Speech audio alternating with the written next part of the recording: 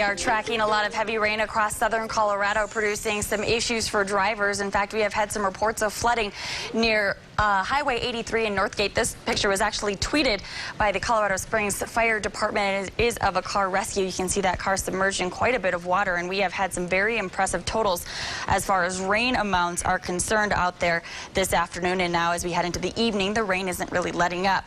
We have a flash flood warning that has just been issued for the Waldo Canyon burn scar, the northern half of the Waldo Canyon burn scar to be exact. We are still tracking some moderate rainfall in that area, along with the rain that has already fallen today. We have seen about an inch, so any additional rain can prompt flooding concerns, which is why that warning has been issued. No word on Highway 24 just yet. So far, it is open, but that could be changing as this warning will last until 6:45, so we'll keep you up to date on that. We are expecting the storms to stick around here as we head into the evening hours, and as we take you into the late evening, that's when the storms should begin to drop farther toward the south and toward the east. So if you are in Pueblo, not having seen much activity out there this afternoon, that should change here over the next couple of hours. As the cold front drops to the south, the storms obviously will too. As we take you into the first part of the night tonight, we should see things quiet down. Here's a look at midnight. We have storms still sticking around the southeastern corner of the state through late tonight and early tomorrow morning, but it's at this time when we should start to see clearing from north to south. Temperatures tonight will be dropping into the 50s and 60s, 40s and 50s off toward the west of the interstate, and Skycast is showing that by tomorrow morning we should have enough sunshine to help temperatures warm back up.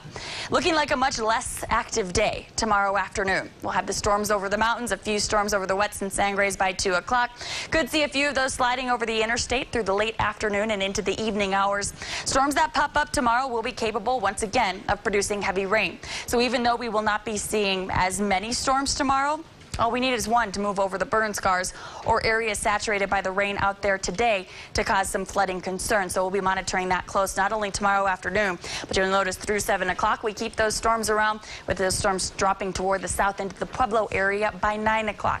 High temperatures tomorrow will be back in the 80s and 90s. We'll hit 81 in Colorado Springs, 91 in Pueblo, with 90s across the southeastern corner of the state, 50s and 60s over the mountains and mountain valleys. Jumping into your 7-day forecast, we are going to keep the temperatures fairly consistent here as we head through the next week, sticking around the mid to lower 80s. Well, 20% chance for storms will last from Friday until Sunday, with a 10% chance for storms then Monday, Tuesday. We'll dry things out Wednesday, Thursday. In Pueblo, 91 degrees tomorrow. We'll hit 90s Saturday, Sunday, drop it into the 80s Monday, Tuesday, Wednesday of next week. Best chance for storms in Pueblo will obviously be yet tonight, and then again Friday and Saturday afternoon. In Canyon City tomorrow, your high temperature will be 88 degrees. We'll hit 90s Saturday, Sunday. 80s then return Monday, Tuesday, and then we'll take the chance for storms out of the forecast come Wednesday, Thursday. And in Teller County, 70s will take us through the next week.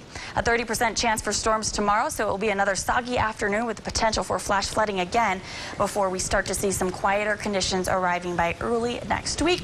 Something that after afternoon like today will be a welcome sight. Yeah, for sure. And we just got some information from State Patrol saying that they're clearing some mud off of Highway 24. As you mentioned, the flash flood warnings over the Waldo Canyon burn scar right now. I don't know that we've gotten a report that it's actually closed at this point, but I would say expect some delays. And I know that there is some mud near Divide, and that is causing some issues on the road on Highway 24 in that area.